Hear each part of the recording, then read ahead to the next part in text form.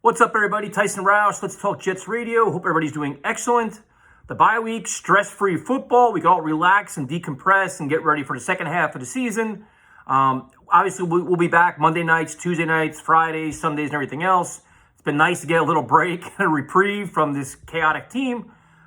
Expectations in the second half. Obviously, you hope that the team is self-scouting, figuring a lot of things out, especially on offense. I think the time away is probably excellent for Zach Wilson, from Mike LaFleur. You could kind of figure out what works, what doesn't work, and then go from there. So things to look for, obviously, the return of Mekhi Becton is going to be really interesting to see when he gets back on the field and how he plays. The emergence of Vera Tucker, can he continue to play at a high level? I'm fascinated to see, once Becton returns, what happens with Morgan Moses and George Fant, who starts, who doesn't start. If Joe Douglas finds an upgrade for Van Roten, obviously Cam Clark being out doesn't help, but at some point you got to scour the waiver wire and look for answers for the future. He's definitely not it. The running back position, I wouldn't be surprised to see Michael Carter maybe get more carries as they move on. As I think it's pretty obvious Tevin Coleman won't be back. Does Michael Pirine get any play, more carries? How do they work him in? And then the wide receiver position, this has to be the time where you feature Elijah Moore, you feature Denzel Mims, and cut the nonsense.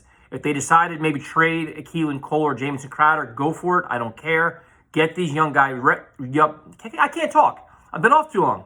Get these young guys reps as much as possible and get your building blocks established for next year. It is paramount at this point.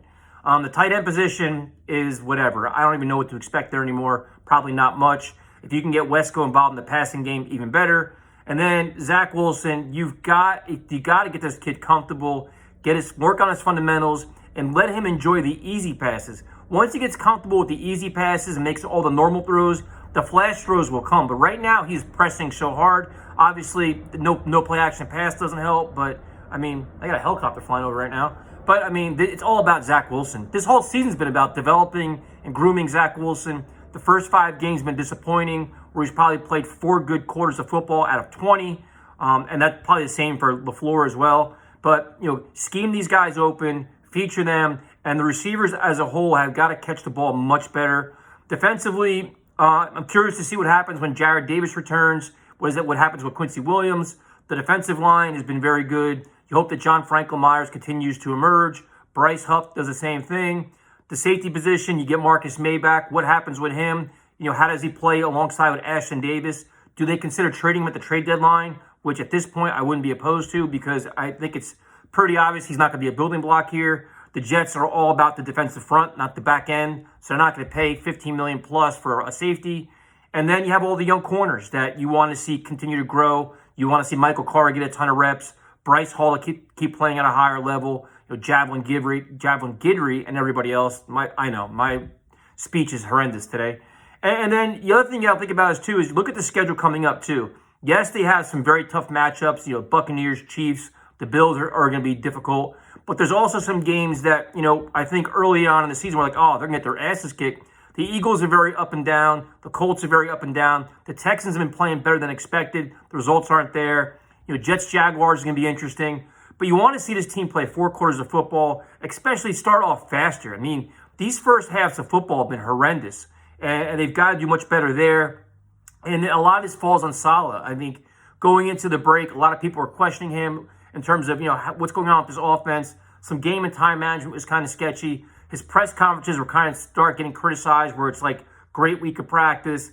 The whole handling of Denzel Mims made no sense whatsoever. And he was kind of talking in circles there. So hopefully, as an organization, they hit the reset button. Like, okay, we know where we are now, coming off a very disappointing loss to the Falcons.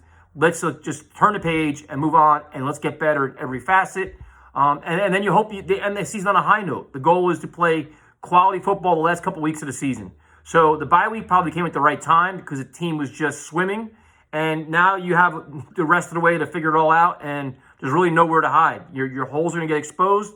Teams have now had time to figure out what you're doing on offense and defense, and now you got to adjust along the way.